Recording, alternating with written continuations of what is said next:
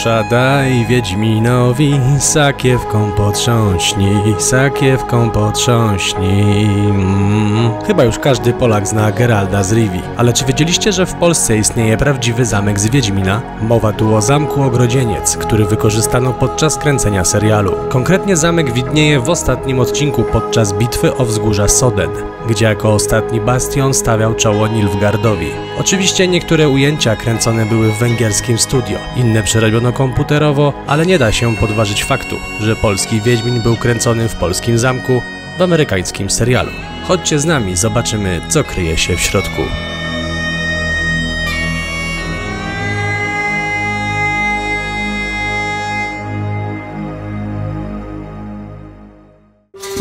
Ten zamek od stuleci chronił najwęższego odcinka Jarogi. Dzisiaj tylko on dzieli Nilfgaard od północy. Dobra. Łukasz trochę odpłynął. Przyjechaliśmy tutaj, żeby pokazać wam wspaniałą historię zamku, który znajduje się za nami, mianowicie zamek Ogrodzieniec, znajdujący się na Jurze Krakowsko-Częstochowskiej, można powiedzieć na samym środku. Ale nie o tym, pokażemy wam wspaniałą historię, rzeczywiście legendy, niektóre przerażające, inne fantastyczne. A do Wiedźmina jeszcze wrócimy. Chodźcie z nami.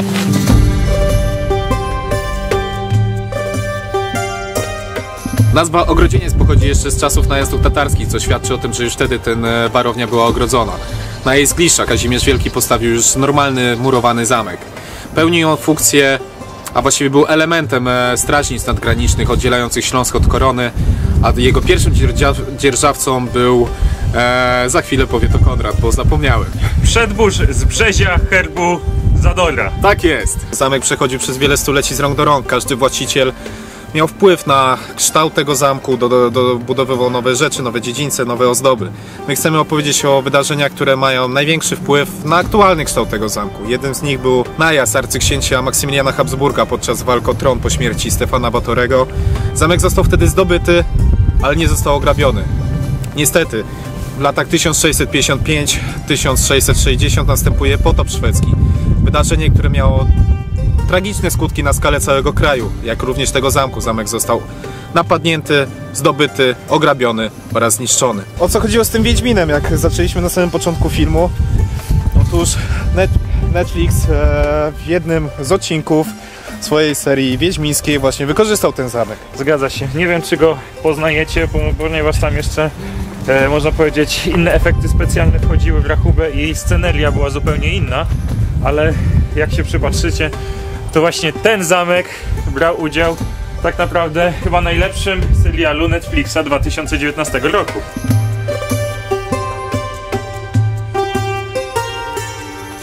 Niestety długo tutaj już nikt nie mieszka, bo już w 1810 roku ostatni mieszkańcy tego obiektu wynoszą się stąd i aż do II wojny światowej, do jej zakończenia między 1949 a 1973 trwają prace konserwatorskie, zabezpieczenie tego obiektu i przystosowanie go do zwiedzania, ale tutaj nie kończy się jego historia, to nie jest kolejny pusty obiekt na mapie, który po prostu można zwiedzać i tak dalej. Mam mnóstwo odniesień do kultury, o jednych już dzisiaj wspominaliśmy. Dobrze, że ze mną jesteś, bo byś nie mógł tego zwiedzać. Dobrze, to ty masz 50, ale zimno jest, -5 to na pewno. Ciekawy jestem, jak to kiedyś wyglądało, tak dokładnie odwzorowane. Do czasu świetności? No. Fajnie jest to pokazane, że na przykład jak będziemy was oprowadzać, to są takie kartki chociażby, raczej kartki, takie szyldy typu tam jest napisane sypialnia. Jak będziemy przechodzić, to wam pokażemy. Jeszcze widziałem coś takiego jak biblioteka, więc możemy sobie wyobrazić na przykład, że w tamtym miejscu spano. W bibliotece były książki, prawda Łukasz? Myślałem, że no. No w bibliotece też można sobie pospać, no. Nikt nie mówi, że nie. Że czytaliśmy właśnie, że dużo osób, dużo reżyserów, dużo producentów korzystało z tego zamku. Iron Maiden na przykład. Reżyserów, producentów Iron Maiden. Muzyków. Producent, ale na przykład już Andrzej Wajda, reżyserii Zemsty. Zgadza się. Tutaj miała miejsce akcja i najprawdopodobniej, tego nie jestem w stanie powiedzieć wam na 100%, ale właśnie tutaj te zabudowania wzięły się z tego okresu, kiedy oni to kręcili. No bez kitu, bo tam było coś takiego, że część zabudowań, które zostały użyte do tego filmu, już zostały tutaj. Jakby nie było, doskonale się wkomponowały w to i naprawdę Stojąc tu jest, wygląda to imponująco. Tak, mi też ale język jest minus zamarzł. 5 stopni, ręce mi zamarzły i język mi zamarzł, więc wymowa jest ciężka. A druga sprawa, teraz właśnie najświeższy Netflix. Najświeższa produkcja Netflixa, czyli Wiedźmin. Tutaj właśnie ten zamek posłużył jako jeden elementów z bitwy i właśnie tutaj Yennefer przechyliła szale zwycięstwa, ale chyba spoileruję w tym momencie. No to nie mów więcej. No. Zakończmy to teraz. No. A może nie przechyliła? A może nie?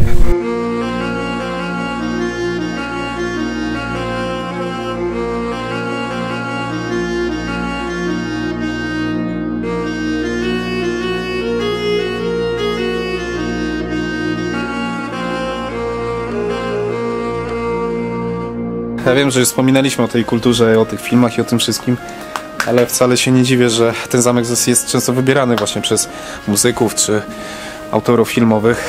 Ten zamek właśnie przypomina te stare, dobre polskie czasy, kiedy Polska była wielka i tak dalej. Jezu, ale wie. Więc naprawdę fajnie, że o ten zamek cały czas się dba. Do tej pory trwają przecież renowacje. Idę w końcu sam, z kimś mądrym pogadam. Kiedyś tutaj można było się dostać trochę inaczej niż jak szedłem krętymi schodami na sam szczyt. Mianowicie miała ona poziomy i z pomieszczeń przyległych do niej można było się z danego pomieszczenia dostać na dany poziom. Teraz już zostały tylko zbudowane nowe kręte schody, które prowadzą na samą górę. A z ciekawszych rzeczy można zobaczyć stąd nawet szczyty Beskidów, które są oddalone 100 km. Przy dobrej pogodzie. Chodźmy na dół. A do Muzeum Zamkowego niestety nie wejdziemy, ale przynajmniej wiadomo, że tam, gdzie było muzeum, znajdowały się izby rycerskie, a ruch jednokierunkowy w tamtą stronę. No i w sumie zrobiłem błąd, bo dzieci tylko pod opieką dorosłych, a Konrada puściłem samopas, więc będę musiał chyba poczekać na nich. Tutaj nawet widać stropy, których już w większości nie ma. Można było na nie wchodzić z pomieszczeń przyległych do tej baszty, no ale to już jest niestety przeszłość.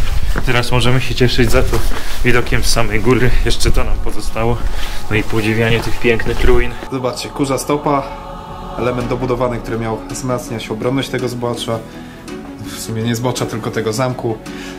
Właśnie wybudowany został na zboczu, nie na skalę, ale podobno właśnie dzięki temu, że był przesunięty trochę do boku, ten zamek miał dużo lepsze właściwości obronne. Zresztą zobaczcie sami, o, ludzie korzystają, chodzą na spacery przy okazji. To jest zbocze, to jest wcześniej wspomniana skała. W sumie wcale się nie dziwię, że tutaj ta kurza stopa podnosiła obronność tego zamku. Tu jest ten mur okalający zamek, wybudowany na skalę. I tutaj właśnie ta kurza stopa, element wyciągnięty trochę do boku, taki szpikulec, który miał widok, z którego był widok właściwie na cały dziedziniec i na całą tę górę. Tutaj są okienice, prawdopodobnie służące do ostrzału bądź do obserwacji. To wybudowane, z racji, że wybudowane na oboczu, trzeba było wybudować specjalną klatkę schodową do komunikacji z resztą zamku, do której właśnie doszliśmy. Kierunek zwiedzania i zbłąkany rycerz właśnie idzie. Dzień dobry, mości rycerzu! Dzień dobry, zbłąkany rycerzu. A gdzież ty? Coś tamtego jest, tamtego. No, po staropolsku. Tak, że... Nie wiem, co miałem powiedzieć, bo nie znam staropolskiego. W sumie staropolski jest na tyle skomplikowany, że nawet ludzie go używający go nie rozumieją. Dobra, schodzimy z kurzej stopy i idziemy na dół. Chodźmy. Gdzie my w ogóle idziemy? Idź. Dobra. Do lochu. Nie kamera, mikrofony. Idź. W książce jest napisane wszystko. Opisane. Dobra. Aha, a my stąd wyjdziemy w ogóle, czy już utknęliśmy tu na wieki? A dobra, jest wyjście.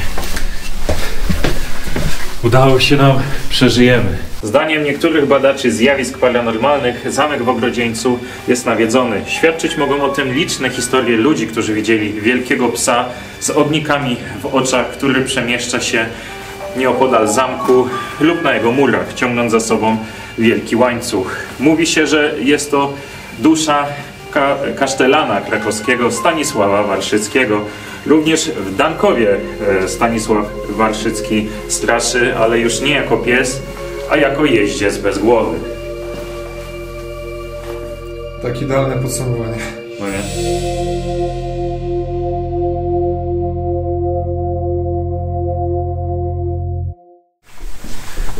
No dobra, czyli co? W sumie już kończymy wycieczkę, zostało nam tylko dojście na zamek. Na zamek? Na... Co z tego, że jesteśmy na zamku? Dobra, wiesz o co mi chodziło. Wiesz, do czego to służyło, Łukaszu? Do prania? Tak, do prania. Za czasów pokoju łączyło to dwie ściany, że można było się swobodnie przesuwać, ale jeśli dochodziło do konfliktu zbrojnego, to ludzie dzięki temu mogli się poruszać po tej ścianie na swoje stanowiska strzelnicze i łatwiej przemieszczać się z bronią, z całą resztą, komunikować się. Więc to miało naprawdę zbawienny wpływ na obronność tej twierdzy, zamku. No, żeś mnie zaimponował w tej chwili. Tak. Dziedziniec gospodarczy Ptasznik. No fajnie. Fajnie. I szubienica. Wbijasz? Wbijam, tylko że nie ma gliny, Masz pasek. ale on się rozciąga. A, no dobra, to idziemy. Chodź. Wypuśćcie mnie! Nie! Już nigdy stąd nie wyjdę. I gdzie to przejście masz? O tam. No to dawaj. Dawaj, motherfucker. Już mnie ciągnie do tej fasoli. A nie do flaków? Do tych flaków. O, wietrzyk, stęskniłem się. Oj, to ten ulubiony, mroźny. Znajdujemy się w miejscu nazwanym Bastionem Belluard. Zostało zbudowane mniej więcej w okolicach XVI wieku przez Stanisława Bonera. Pomieszczenie to miało służyć do obrony, zwiększenia obronności samego zamku, ponieważ ostrzał można było prowadzić z różnych stron. Później jeszcze było wielokrotnie przebudowywane, aż podczas potopu szwedzkiego zostało kompletnie zniszczone. A teraz, żeby zaprezentować, proszę bardzo, droga prowadząca do zamku. Stąd można było prowadzić ostrzał. A jeśli chodzi o sam zamek, odkryliśmy przed wami wiele jego tajemnic, ale wszystkich nie zdradziliśmy, dlatego żebyście sami tu przyjechali, sami zobaczyli. Naprawdę warto odwiedzać piękne, bo polskie. Zamek w sumie jest zdobyty, splądrowany, zwiedzony, ale my jeszcze jedną rzecz mamy przed nami, a mianowicie 5 godzin drogi. Najlepsza rzecz, czyli jedzonko. Dobra, przenosimy się przed zamek, za chwilę pogadamy, cześć. Słowo się żegło, jesteśmy przed zamkiem. Zgadza się, ale Mamy tutaj takie fajne miejsce. I co będziemy robić? Będziemy robić flaczki, a jak widzicie, no lepszego miejsca na chyba zjedzenie staropolskich flaczków nie ma niż średniowieczny zamek. Robimy pierwszy pyk. Zobacz. No fajnie. Łukasz wam nigdy nie mówił, ale on jest wielkim smakoszem tych flaków. Ogólnie Więc z flaków, pewnością. ale te są też kuszące. A powiem ci, że pachną naprawdę fajnie. Dobra, dawaj na super. ogień. Słoiczek uprzednio przygotowanej strawy, którą wystarczy tylko podgrzać. Nie trzeba doprawiać, bo już sama w sobie jest przepyszna. Powiem ci, że to jest dobre, bo zobacz, mamy 4 godziny drogi przed sobą. Wiesz, do sklepu czy coś daleko, a tak sobie na szybko zrobimy obiad i można lecieć. Zgadza się. A tym bardziej pamiętaj. Pamiętasz, jak nam uratowała właśnie kuchnia staropolska życie Tu na Zamku Książ. w Zamku Książ? A w ogóle bez kitu, do zamków nie mamy farta. Tam ulewa, też podnieść morale sobie. Wtedy to była fasolka po bretońsku, teraz cyk, flaki. Ale naprawdę to wygląda super, powiem ci szczerze. Oprócz tego, że wiatr trochę nam przeszkadza. To niech się gotuje. Nie wiem, czy kojarzycie Zamek Książ, to był nasz pierwszy raz. Wtedy już Kuba wcześniej posilał się tym, powiedział, że smaczne żarcie. No i rzeczywiście od tamtej pory na wyprawy zazwyczaj to bierzemy. Już tutaj smarujemy pokaźną, jakby to nazwać, może nie łyżkę, ale... Pajdę. Pajda to jest ten chleb, Łukaszu. Robimy z tego pajdę pełną smalcu, cebulki i mięsa. Proszę, próbuj pierwszy. Smalczyk. Co wam będę mówił? Mówiliśmy wam ostatnio na pierwszym filmie, że kuchnia staropolska to lider wśród takiego jedzenia ze słoików.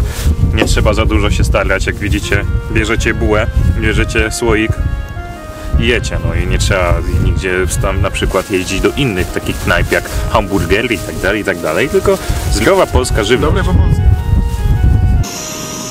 Tak wyglądają w ubranku, a tak wyglądają bez ubranka. Dobra, zapraszam do obiadu. Gać to. Kanapki mamy zrobione. Przy okazji opowiedzieliśmy wam historię naprawdę bardzo ciekawego zamku.